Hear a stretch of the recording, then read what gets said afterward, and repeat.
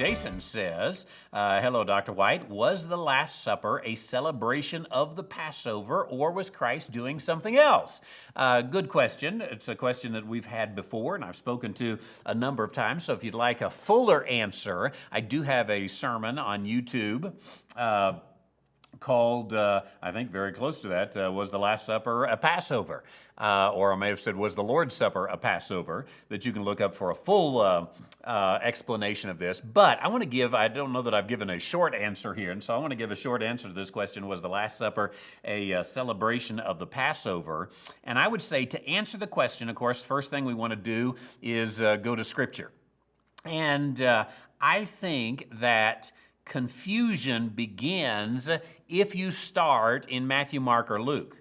If you start in John and make everything align with John, then there's no confusion, because Matthew, Mark, and Luke harmonize with John if you start from John first. If you start from Matthew, Mark, and Luke, then you get a preconceived notion that makes John actually contradict Matthew, Mark, and Luke. But that's because you got your preconceived notion. So start your notion, if you will, with John. Now, there's actually a hermeneutical principle. Hermeneutics is the rule of interpretation. There's a hermeneutical principle that goes with this, and that is to say, always take the easiest passage first, the clearest passage first. And as I'm going to show you in just a moment, John's gospel is very clear.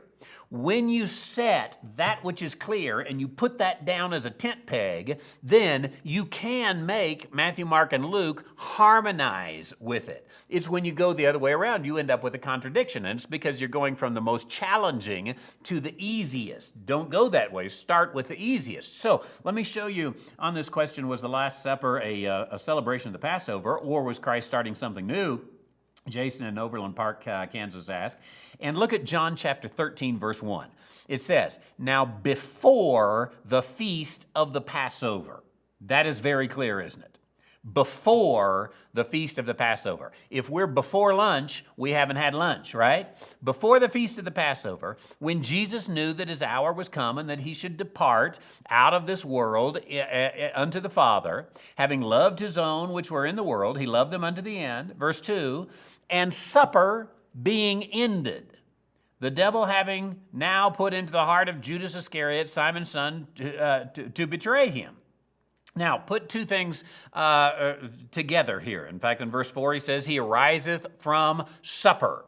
And now, you have, in verse 1, it's before the feast of the Passover. In verse 2, supper was now ended. In verse 4, he rose up from supper. This is the Last Supper. Nobody will say, this is another supper. No, this is the Last Supper, and John says the Last Supper was before the feast of the Passover.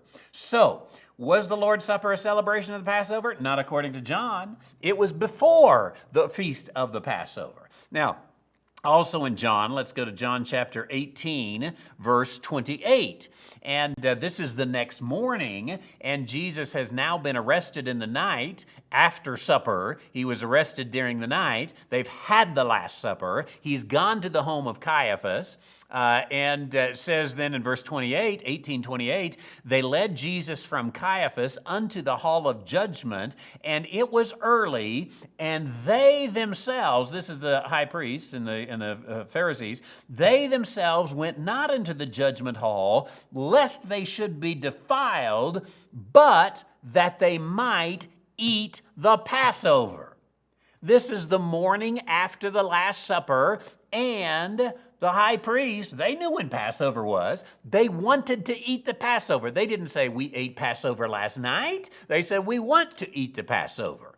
And so they didn't go into the judgment hall. So again, John 18, verse 28 is very clear. John 18, verse 39, it says, Pilate is speaking, he says, but ye have a custom that I should release unto you one at the Passover. Will ye therefore that I release unto you the king of the Jews? They said, no, give us Barabbas. You remember? So the Passover is now upon them, and this is their tradition to release at the Passover. Let's look at one more in the Gospel of John, chapter 19, verse 14. When Jesus is on the cross now, and it says, and it was the preparation of the Passover. And about the 6th hour, he said to the Jews, behold your king. Excuse me. Nothing like live broadcast to have a sneeze in.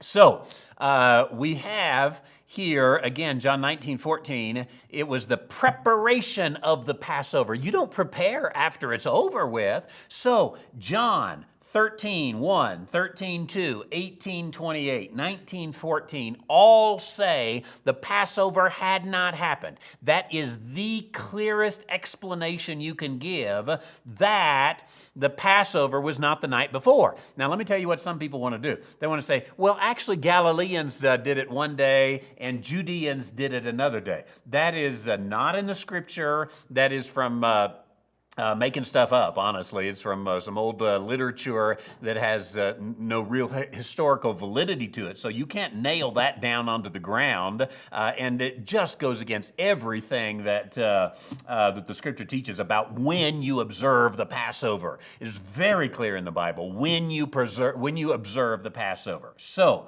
if you go from John, no, it wasn't the Passover. And again, you can make Matthew, Mark, and Luke harmonize with that. There's a second thing, and that is not only go from John, but go from linguistics.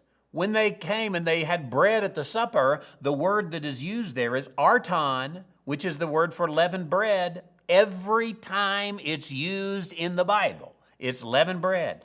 Atzimos is unleavened bread. There's no atzimos even mentioned at the Last Supper. So from John, it's not the Passover. From linguistics, it's not the Passover. I think that what Christians have done again is they have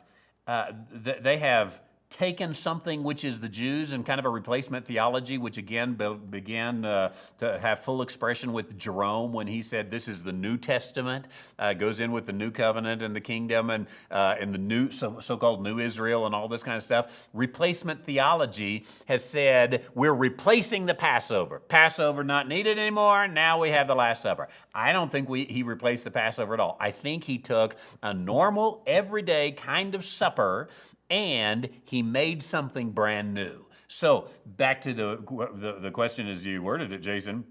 Was the Last Supper a celebration of the Passover, or was Christ doing something new? I would say completely Christ was doing something new. This was not a Passover that was given there. Excellent,